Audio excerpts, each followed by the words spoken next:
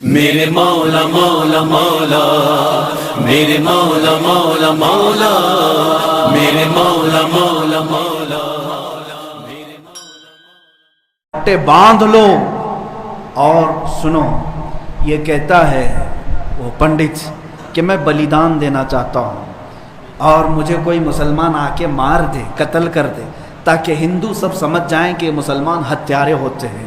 سن وہ خبیث مردود، تیرے خون کی ہمارے نزدیک کوئی قدر و قیمت نہیں. جو لوگ یہ کہتے ہوں گے کہ اس کے سر کی اتنی قیمت، اتنی قیمت، میں کہتا ہوں 5 پیسے کی بھی قیمت نہیں. اس سے بڑے نمرودوں کو اللہ نے مچھر سے ہلاک کیا ہے. دیکھنا تم جن کیڑوں کے ذریعے سے مرو گے وہ پوری دنیا کے لیے عبرت کا نشان بنو گے. میں یہاں پر اپنے نوجوانوں سے نہیں کہہ رہا ہوں، اس غلیظ خون کو اللہ ہی کافی ہے. اس غلیظ خون کے لیے، انتقام کے لیے اللہ کافی ہے. اور یہ کہتا ہے بلیدان کی بات، تمہاری ماؤں نے اتنا جگر تمہارے اندر دیا ہی نہیں کہ تم مرنے کے لیے تیار ہو. بلاؤ اپنی قوم کو اور پھر ہم بتاتے ہیں عظمت رسالت پر کون قربانی دیتا ہے. میدان میں آنے کے بعد پتہ چلے گا. اگر کوئی اپنی گردن کٹا سکتا ہے تو وہ صرف نام مصطفیٰ پر کٹایا جا سکتا ہے.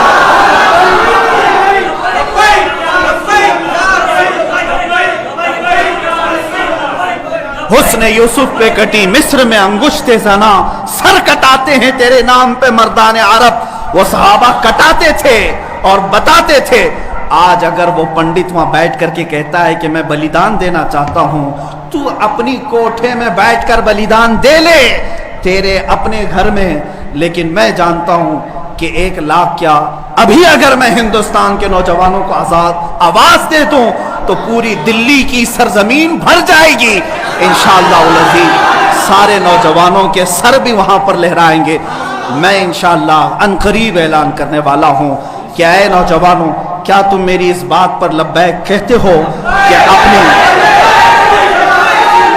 کیا تم میری اس بات پر آواز دے کر لبیک کہتے ہو کہ اگر حکومت وقت نے اس ملعون کو گرفتار نہیں کیا یا عظمت رسالت پر بھونکنے والوں کے گلے میں پٹا نہیں ڈالا تو ہندوستان کے ہر کونے سے مسلمان اپنے سر پر کفن باندھ کر دلی پہنچے؟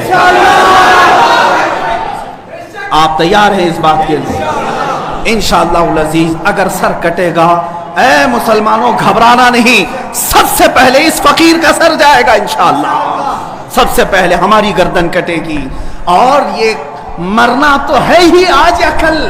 اپنے بستر پر ایڑیاں رگڑ رگڑ کر مرنے سے تو بہتر ہے میرے مصطفیٰ کی عظمت کا پرچم بلند کر کے دنیا سے جائے.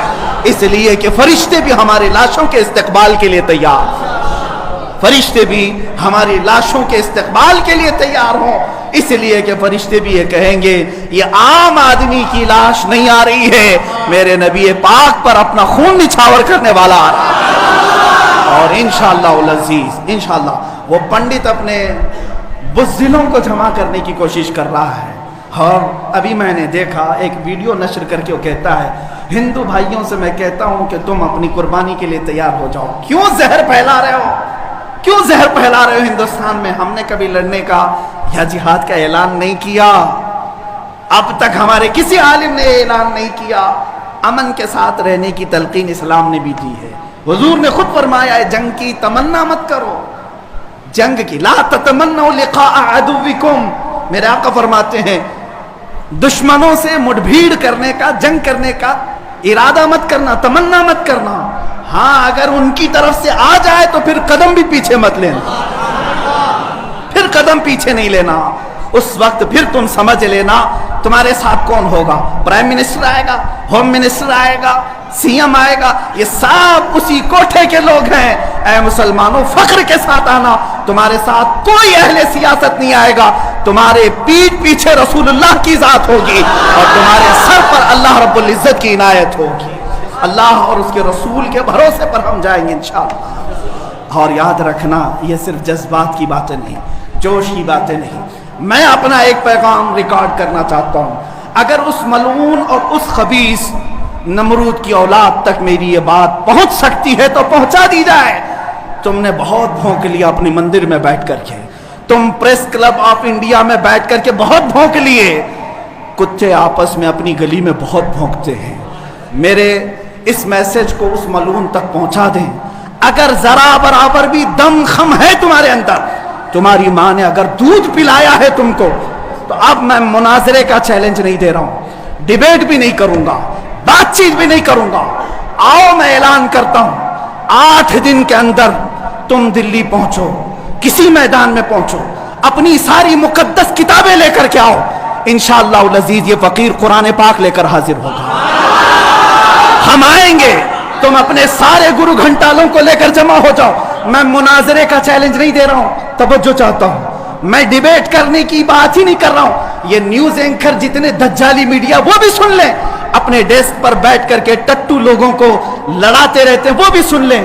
कुरान, इस्लाम, रसूल की जात पर हमले कराने के लिए जरखरीद लोगों को बिठाते हैं, वो भी सारे न्यूज एंकर, ये पंडित सब जमा हो जाए मैदान में।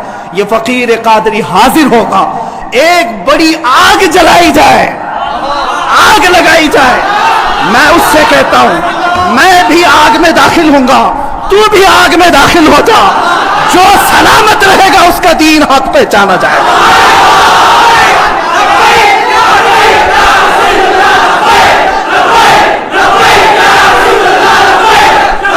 बहुत हो गया